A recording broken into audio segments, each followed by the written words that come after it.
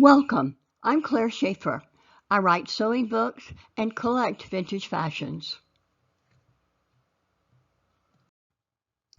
Vivienne Westwood was a global icon, one of the most innovative and influential designers of the 20th century.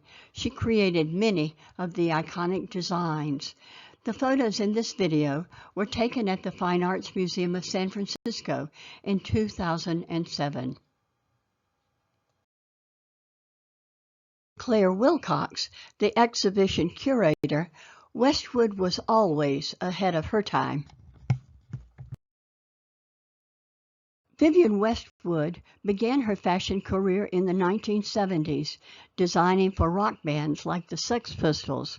Dubbed the Queen of Punk, Westwood used her designs to promote social issues. Her designs were anti-social, anti-establishment, anti-design, and anti-fashion. Westwood left punk in the early 1980s to explore historical cut and tailoring with the Pirate collection. Based on 18th century men's clothing, this ensemble featured loose-cut trousers, billowing shirts, and the squiggle print. The Pirate collection, like punk, was unisex. With the Minnie Crinny collection in 1985, Westwood created a more feminine look. In the Harris Tweed collection in the late 1980s, Westwood turned to traditional English cutting. This was a change of direction to make designs that fit. This short double-breasted jacket was inspired by the coats worn by Queen Elizabeth II as a child. The collar and cuffs were trimmed with velvet that resembles ermine fur. The velvet was so expensive she could only afford to use it for small trims. The bell-shaped skirt was inspired by 19th century hoop skirts. From the same collection, this red wool jacket features a black velvet heart while rejecting the popular thick shoulder pads, which were popular at the time. The Voyage to Cythera in 1989 recalled the colored knitted tights and costumes of the masked harlequin and Columbine. Notice how the diamond pattern is pleated at the waist and gathered at the hem. The Cut and Slash collection in 1991 employed the 17th century technique of slashing. The large slashes on the denim top were cut by hand. The top was paired with a bulky knit skirt. The smaller slits were made using a broderie anglaise program. The fabric was cut in the program, but not embroidered like eyelet. In Slash and Cut, Westwood also explored more androgynous designs.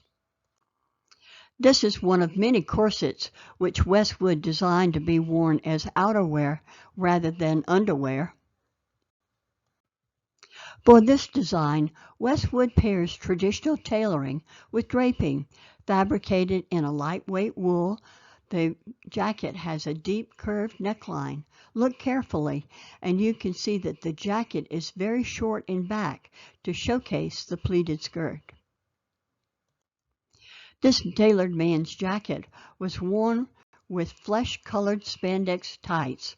Westwood described it as the look to be a man with no trousers. Knits appeared in almost every collection, but they were never ordinary. This knitted design is from the Storm in a Teacup collection in the mid-1990s. Also from the 90s, this knit pattern and the detail at the neck were taken from a Liberty print fabric. Notice that the pattern of the knit is knitted from the left side to the right instead of vertically. When you look at the knit stitch closely, you can see that it is similar to the previous design, but the dress is completely different. This knit top incorporates a variety of interesting stitches. Decorative serge seams are featured on this dress. This cropped sweater and shorts are from the early 1990s. The pattern here is made with crochet stitches. Notice the interesting combination of appliqued crocheted motifs. From Anglomania, the stars and stripes dominate the design. Westwood frequently used ordinary materials in a different way. In more recent years, Westwood urged people, buy less, choose well, and make it last. Tartans were a Westwood favorite. This dress features a pleated tartan skirt on a simple knitted dress. The drape designs throughout the exhibition were particularly interesting. This dress has a simple drape at the waist. Unlike the previous design, this dress has multiple drapes on the bodice, sleeves, and skirt. This drape and ruffle extended from the right shoulder to the waist. The edge of the ruffle was finished with the bias binding and button loops, which fastened to the bodice.